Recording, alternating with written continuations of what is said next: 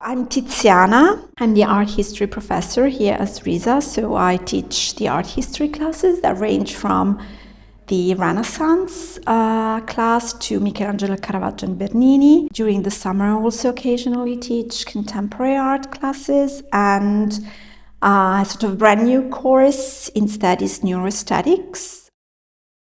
We will study, of course, Renaissance art, which is very prominent and important in the city of Florence. So I would say that what is special about this class and taking it here is that we will be able to see a lot of things in person and in context. So it's mostly taught on site as a class.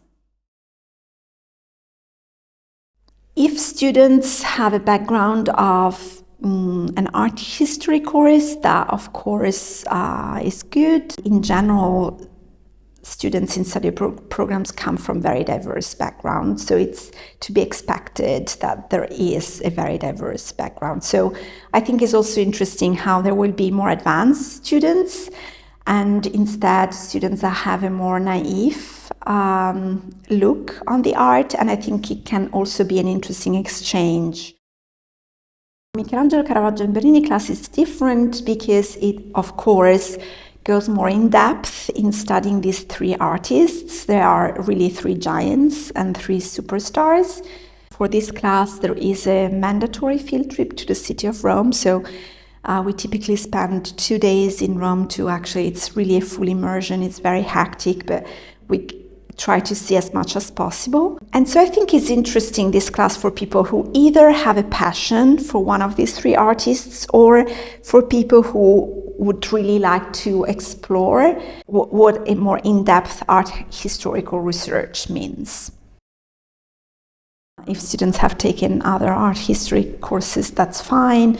That's helpful, but it's not mandatory.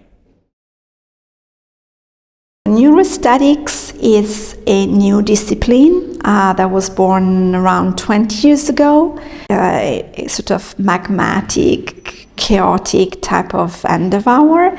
But basically what neuroesthetics tries to understand, it's what is going on in the brain of people when they are exposed to art or when they make art.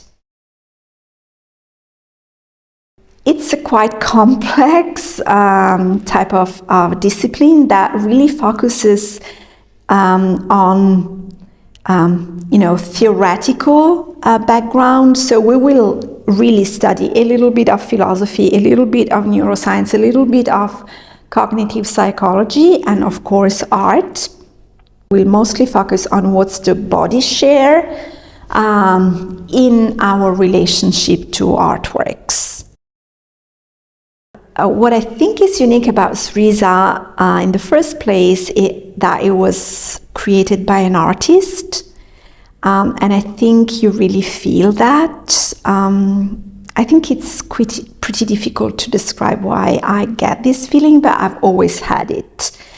And so I think it's a very creative and interesting environment for people who are artists, or who in general have a passion for art, or also for people who really know nothing about art. But I think that's really something interesting about this place, that there is a true and genuine appreciation for art.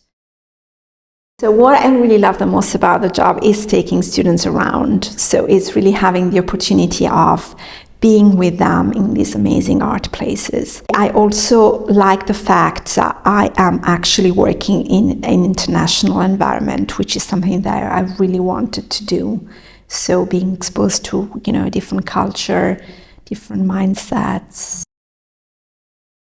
As a kid, I also had this sort of role model who was the scientist Marie Curie, who was a researcher and a very interesting figure. So that's eventually I fell in love with art and Donatello most specifically.